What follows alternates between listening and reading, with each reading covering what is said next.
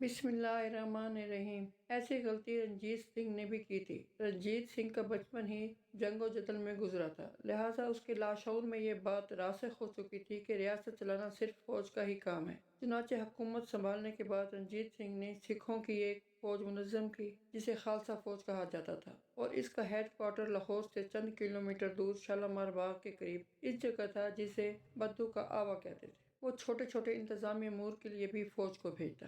مالیہ وصول کرنا ہو، کہیں ڈکیتی ہو جائے، قبائلی تصادم ہو، ہر جگہ فوجی افسران جاتے اور معاملات سنبھالتے۔ انصاف کے لیے فوجی عدالتیں لگتی جو فوری طور پر انصاف فراہم کر دیا جاتا۔ سن 1811 میں جب یہ فوج ترتیب دی گئی تو اس کی تعداد صرف 4000 جبکہ 1839 تک یہ لاکھوں تک جا پہنچی، جس کے ساتھ گھڑ سوار دستے اور توپ خانہ بھی شامل تھا۔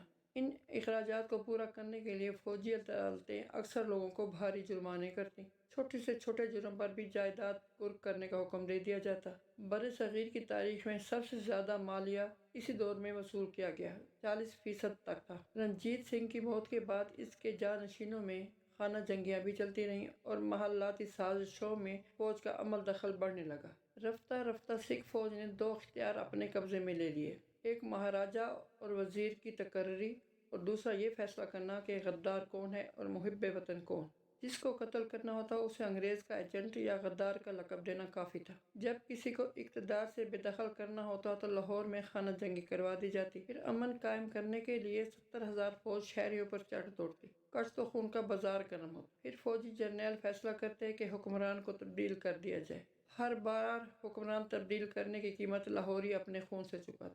فوج کے مطالبات بہت بڑھ گئے۔ جوہر سنگھ نے سارا خزانہ بلکہ محل کے سونے کے برتن تک ڈھلوا کر کنٹھے بنوائے اور سکھ فوج میں تقسیم کر دیے۔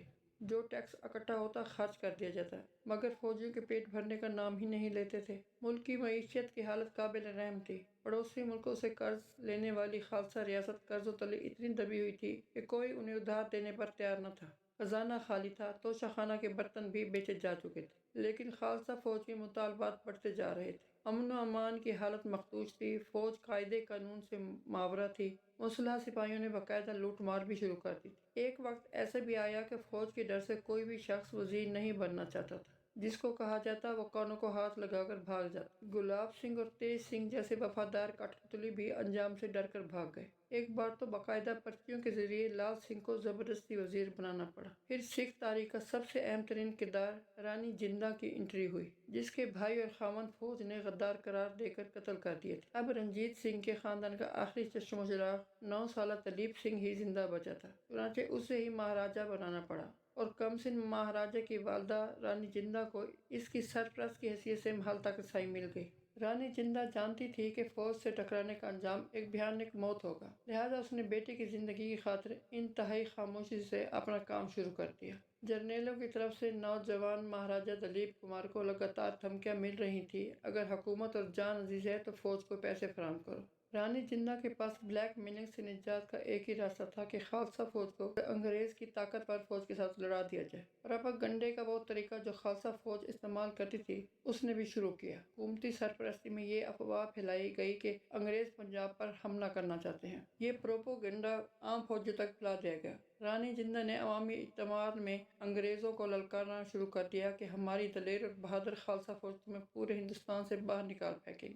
عام سپاہی کو انگریز کی طاقت کا اندازہ نہ تھا، اس لیے وہ مرنے مارنے پر تیار تھا، لیکن جرنیلوں کو لڑائی کے نام سے خوف آتا تھا۔ انہوں نے رانی جندہ کو سمجھانے کی کوشش کی کہ انگریز بڑی بلا ہے، اس سے پنگا مت لو، لیکن رانی نے جواب دیا، انگریز کی ایسی کی تیسی، سکھ قوم آپ جیسے بہادر اور دلیر کڑیل جوان محافظ ہیں، ہم ان کی مٹی پلید کر دیں گے۔ جرنیل جونیئرز کے سامنے کچھ بول تو نہ سکے، لیکن انہیں بخوبی اندازہ ہو گیا ہوگا کہ رانی نے ان کے لیے کڑکی تیار کر دی ہے۔ انہوں نے رانی جندہ کی مخالفت شروع کر دی، لیکن اب بات کافی آگے نکل چکی تھی۔ اب سکھ جرنیلوں کے لیے کوئی راستہ نہ تھا۔ طاقتور خالصہ فوج جب لڑنے نکلی تو انہوں نے عمائدین شہر کو بلا کر مدد کی اپیل کی۔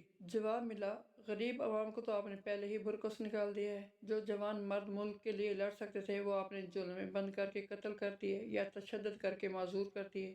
زمین داروں کے کھیتوں کھلیانوں پر آپ نے قبضہ کر لیا ہے۔ ان کے گھروں میں خود کھانے کو کچھ نہیں، وہ آپ کو کیا دیں لیں گے۔ چنانچہ انگریز فوج نے پیش قدمی شروع کی تو انہیں کسی قسم کی رکاوٹ کا سامنا نہ کرنا پڑا۔ 4 گھنٹے بعد معمولی مزاحمت کے بعد خالصہ ریاست پر فرنگیوں کا پرچم لہرا رہا تھا۔ عوام کو صرف اتنا فرق پڑا تھا کہ جن کھیتوں پر پہلے خالصہ فوج کا قبضہ تھا اب فرنگی فوج قابض۔ برائے مہربانی اس تحریر کی مماثلت پاکستان کی بہادر فوج سے بالکل بھی نہ کی جائے۔